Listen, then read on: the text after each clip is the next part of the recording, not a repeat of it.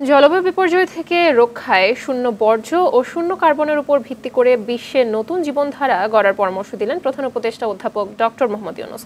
নতুন পৃথিবী গড়ার লক্ষ্যে COP29 সম্মেলনে 3.0 তত্ত্বের গুরুত্ব ও এর মাধ্যমে বুদ্ধিবৃত্তিক, আর্থিক ও যুব শক্তিকে কাজে লাগানো সম্ভব বলেও জানান নোবেল বিজয়ী।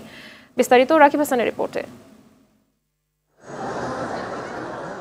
আজারবাইজানের রাজধানী বাকুতে চলছে COP29 এর ওয়ার্ল্ড লিডার্স ক্লাইমেট অ্যাকশন সম্মেলন উদ্বোধনী অধিবেশনে জলবায়ু সংকট ও মানব সভ্যতা রক্ষায় 3.0 তত্ত্বের গুরুত্ব তুলে ধরেন প্রধান উপদেষ্টা অধ্যাপক ডক্টর মোহাম্মদ ইউনূস।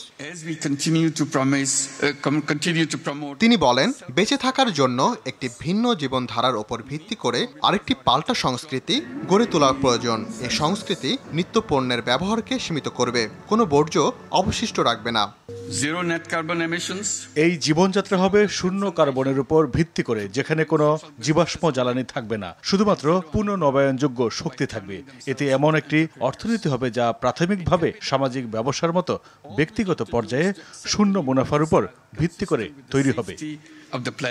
সামাজিক ব্যবসাকে সামাজিক ও পরিবেশগত সমস্যা সমাধানের জন্য একটি নন ডিভিডেন্ড ব্যবসা হিসেবে সংজ্ঞায়িত করে তিনি বলেন, সামাজিক ব্যবসার একটি বিশাল অংশ পরিবেশ ও মানবজাতির সুরক্ষায় মনোযোগ দেবে।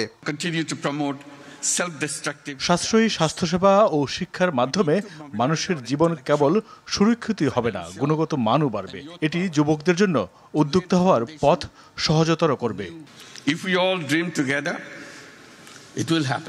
একটি নতুন পৃথিবী গড়ার লক্ষ্যে 3টি শূন্য তত্ত্ব তার দীর্ঘদিনের স্বপ্ন বলে উপস্থাপন করেন তিনি। সেই সঙ্গে সবাই এই স্বপ্ন বাস্তবায়নে কাজ করলে পৃথিবীকে ধ্বংসের হাত থেকে রক্ষা করা সম্ভব বলে আশা নোবেল বিজয়ী বাংলাদেশি নেতার। রাকিব হাসান, RTV।